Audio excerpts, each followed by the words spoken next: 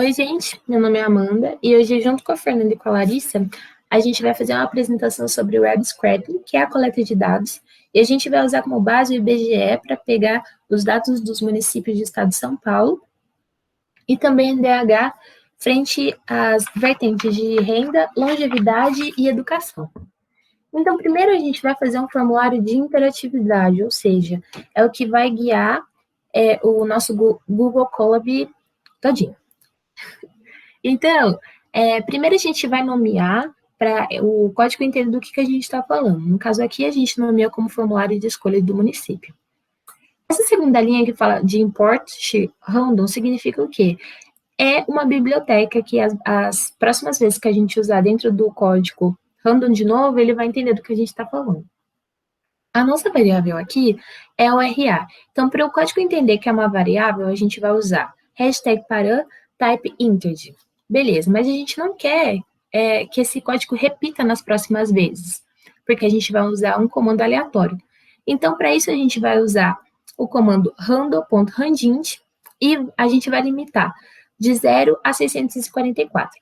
Esse é o número, na verdade, de municípios que tem no estado de São Paulo. A gente vai pedir para que ele imprima isso como código do município e, para esse RA, ele sorteou o município 234. Beleza, então a gente vai agora para o site do IBGE para pegar as informações dos municípios. Então, o primeiro passo para a gente lançar um código é identificar qual é a biblioteca que a gente está falando.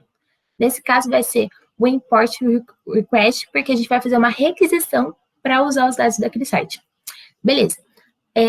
Os municípios a gente vai identificar aqui como distrito, a gente cola o site .json. Esse JSON identifica para a gente essa tabela em forma de dicionário. Então, por exemplo, essa imagem que está aqui abaixo. Esse é o site que eu falei para vocês, do IBGE, que ficam os dados em linhas. Então, fica muito difícil a visualização. Então, esse comando de JSON permite a gente ver dessa maneira de dicionário. Mas tem uma forma de deixar a visão mais simplificada. Aqui, então, a gente vai continuar com esse código de requisição, só que a gente vai agora restringir, a gente quer só ver os nomes dos municípios. Então, o comando que a gente vai dar é município nome por município em distrito. Beleza. Filtramos assim, e ele vai selecionar só os municípios por nome, deixando eles organizadinhos em lista, em tabela. Beleza. Mas não tem só os nomes dos municípios, tem nome, ID. No caso aqui, a gente vai trabalhar com essas duas vertentes. Então, para o código identificar essa nova coisa que a gente vai fazer agora, a gente vai lançar novamente uma nova biblioteca. Então, ou seja, a biblioteca que a gente vai usar agora é import pandaspd. Assim, a gente vai colocar primeiro, deixar a linha que a gente colocou filtrando do nome, vai inserir a mesma coisa, só que a gente vai filtrar o ID também, e a partir do momento que a gente vai usar o pandaspd, a gente vai usar o data frame para ele lançar isso em tabela. Beleza. Lançou os dados, esse ID e municípios no data frame significa que é o nome das colunas que a gente está dando aqui em cima. Lembrando que ele coloca reticências porque são uma infinidade de números, né? De dados também. Então, para ficar fácil de visualizar. Beleza, a gente já organizou, a gente sabe que o nosso município é 234, que a gente fez a parte aleatória lá no primeiro código. E aqui, nessa tabela que a gente acabou de analisar, o município que foi sorteado foi desse ID aqui, e o nome do município é Ilha Solteira. Para identificar como usa esse código, a gente vai pedir para o código imprimir, o município a ser analisado com datascp.clock. Bom, agora que a gente já sabe qual é o município que a gente está falando, já tem o ID dele, a gente vai fazer a coleta dos dados do IDH. Primeiro, a gente tem que identificar que a gente está falando de um site diferente, e quando a gente vai pegar dados de alguma tabela, ela vem no formato de HTML. Então, a gente cola o site na primeira linha de URL. Depois, a gente vai colocar um comando de pd.readHTML. Ou seja, a gente está pedindo para que o código leia a tabela, porque ela vem em formato HTML. Beleza, a gente lança assim. E ela vem nesse primeiro formato de lista de novo. Só que dá para melhorar essa visualização, né? Porque aqui a gente está com ranking e só de educação, então tem mais informações que o código não gerou. Para isso, a gente lança um próximo comando de D0, que são todos os elementos. Para isso, a gente vai nomear esse comando de DH. Então, lançando DH igual a D0, ele lança todos os elementos que tem dentro da tabela. A próxima etapa, a Fernanda vai trabalhar com vocês. Oi, gente, tudo bem? Eu sou a Fernanda, eu vou continuar a explicação desse vídeo bem bacana sobre Python. Como a gente já estava conversando, a gente tem as tabelas de DHM, né? Elas estão em formato HTML, beleza? Esse formato, ele ocorre assim para que possa aparecer nas páginas da internet, tá bom? O código anterior que estava lendo essa tabela para facilitar a visualização da extração de dados, tá? E aí ele se torna uma lista, né, que possui um conteúdo, beleza? Nesse caso, a nossa variável para o código em Python é o IDH, e neste caso, essa tabela de dados que vocês estão vendo aqui. Essa informação, ela é de 2010, ela foi obtida pelo IBGE, tá bom? Pelo censo. Nossa base, então, que a gente quer são 645 municípios do estado de São Paulo. Neste caso, como a gente havia já visto anteriormente, o município a ser analisado é o município de Ilha Solteira. Ele veio com base na formatação anterior da escolha do nosso RA. Então, foi um sorteio a partir do RA de identificação. O que a gente quer olhar para a Ilha Solteira, né, em comparação com o restante dos municípios.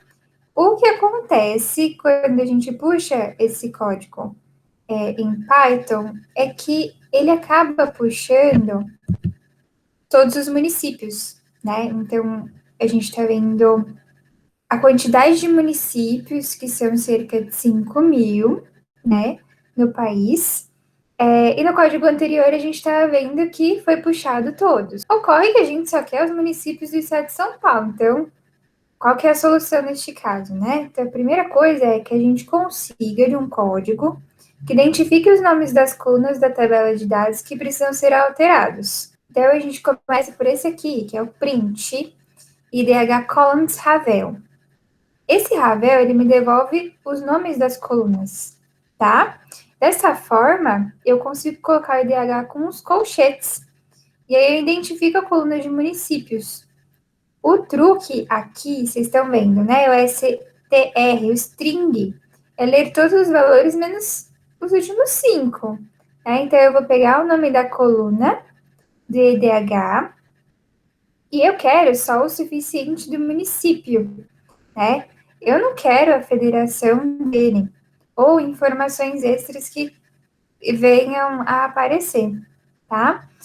Dessa forma, a variável IDH, município, que é a IDH original, ela vai ser modificada pela IDH sem as informações extras, tá bom?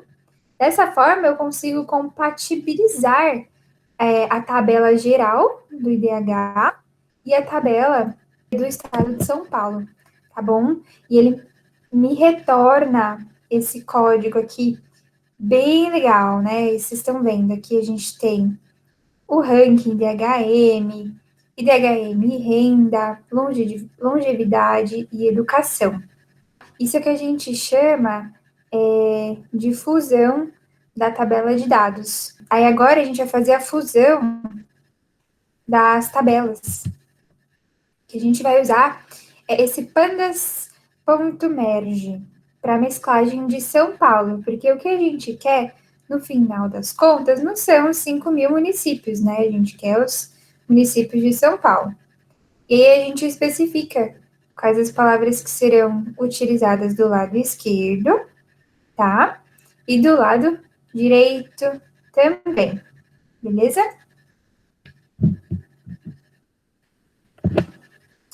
E eles vão me retornar aqui. Olha que interessante. a lista de municípios, a gente tem o ranking IDHM, aí novamente mais um município, IDHM renda, longevidade e educação. Aí vocês percebem aqui que teve essa resposta, que é o que a gente chama de not a number, porque veio um monte de município que não é do estado de São Paulo, né, gente? Então não vai ter a correspondência com a tabela inicial. E aí o que a gente faz? A gente não pode deixar o not a number aqui. Então, a gente vai usar mais um comando. O dropna, né? O dropping. Então, vamos cortar isso aí que não está tendo correspondência, tá? Ele vai jogar fora os municípios que eles não são de São Paulo. E aí vai ficar limpinho a visualização aqui pra gente. E aí a gente começa a configurar os gráficos boxplot. A gente vai pegar o IDH de 2010, tá bom? Então, print as colunas, print o IDH de 2010, boxplot, tá? Me retorne com um gráfico do IDHM de 2010, tá? E ele vai me retornar isso aqui. Vocês percebem que esses números que estão aqui com pontuação, eles são os números, eles não são strings, tá? É importante isso para a gente conseguir fazer o gráfico, tá? Então, ele tá pegando a coluna de IDHM, e eu consigo fazer o gráfico com float, né? E aí eu uso um boxplot para construir esse gráfico, né? E aí, que é um gráfico bem interessante. Eu vou mostrar para vocês as peculiaridades dele. E aí, mais um código, que a gente quer colocar mais uma coluna, né? Então, print os nomes das colunas, né? Os valores da coluna, com IDHM de 2010, qual é o tipo de elemento do IDHM 2010, né? Boxplot, eu quero as colunas de IDHM 2010, IDHM Educação 2010. Vai me retornar esse código aqui com, novamente, os números, tá? E vai me retornar essas duas coluninhas bem interessantes aqui desses gráficos, tá bom? Que são os elementos, né? Então, esse gráfico é a consolidação dos elementos anteriores com o boxplot. E trazendo a peculiaridade, né? Quando a gente está falando de um gráfico assim, a gente está mostrando os outliers, né, os máximos, os quartis, né? Então, primeiro, segundo, terceiro e quartil, a gente está falando de uma mediana. Os outliers são sempre os números que se destacam mais do que outros, né? São os pontinhos fora da curva, né? E os mínimos que são desconsiderando os outliers, né? E aqui é a representação de um box plot mesmo para construção do gráfico, né? Como os dados eles são distribuídos. Legal, gente. Brigadão aí. Continuamos a explicação na próxima. Oi, galera, tudo bom? Agora eu vou começar a explicação da última parte e vamos lá. A Fernanda estava explicando para vocês como fazer um gráfico de boxplot. E hoje eu vou ensinar como que você pega os mesmos dados e faz um histograma. Bom, a primeira coisa que vocês precisam digitar é esse código, né, de final, e dentro da chave você coloca as informações que você gostaria de ter nesse gráfico. No nosso caso, a gente está trabalhando com o IDHM de 2010. Depois você vai digitar esse plot ist. Esse plot ist significa o tipo de gráfico que você vai fazer. E aí, no nosso caso, é um histograma. E aí, dentro, nesse parênteses, a gente tem as orientações, né? E aí, a gente vai colocar vertical, ou então false ou true. Esse orientation, ele está mais ligado à questão do parâmetro que você quer usar para analisar seu dado. Então, em tese, é assim, basicamente, que você faz a base e depois você pode brincar com esses dados. E aí, o próximo gráfico mostra um pouquinho como que a gente pode trabalhar com o Python. Aí, agora, a gente vai fazer 2 gráficos no mesmo código. Então, você vai começar da mesma forma, colocando o define e depois o ist, que é como eu quero o estilo de gráfico. E aí, entre parênteses, você tem as informações que a gente vai ter na coluna, sendo o IDHM de 2010 e o IDHM de educação do mesmo ano. E aí, reparem que aqui a gente tem algumas especificações relacionadas à cor, transparência e número de colunas. Então, aqui no color a gente tem M, esse alfa significa a transparência, então a gente aqui tem 0.2, então por isso que o nosso magenta está bem clarinho. E o bins é o número dessas coluninhas na horizontal que determina os valores. Bom, então essa é uma das formas que a gente pode fazer. E aí a próxima que eu vou ensinar está relacionada a uma tabela. A gente faz a mesma coisa, a gente vai pegar os mesmos dados, só que agora de renda, atividade, e aí a gente vai ter um diferencial aqui. A gente vai transformar aquele gráfico, né, aquela visão que a gente tinha, aquela representação em números. Então, por isso que a gente tem esse numeric aqui, e fazendo esse comparativo. Então, a gente tem dois códigos que fazem esses comparativos entre renda e longevidade, e eles trazem esse formato em números. E aí, esse resto de código que aparece embaixo é o que a gente já usou, e por isso aparece na hora de aplicar. E aí eu vou mostrar para vocês como que fica o código aplicado. Então, quando a gente aplica aquele código que eu acabei de falar para vocês, a gente tem essa representação em formato de tabela, onde a gente tem os números e os rankings, tudo certinho, das coisas que a gente especificou que a gente gostaria de ver. Eu espero que vocês tenham gostado do vídeo, a gente tentou trazer de forma mais simplificada possível um pouco do que a gente sabe sobre o Python, e para vocês poderem replicar o que a gente fez aqui, eu vou deixar na descrição desse vídeo o link do Google Colab, e aí vocês podem entrar lá e copiar os nossos códigos e tentar brincar um pouco com as informações e as funções que a gente ensinou hoje. Bom, é isso, espero que vocês tenham gostado, até a próxima.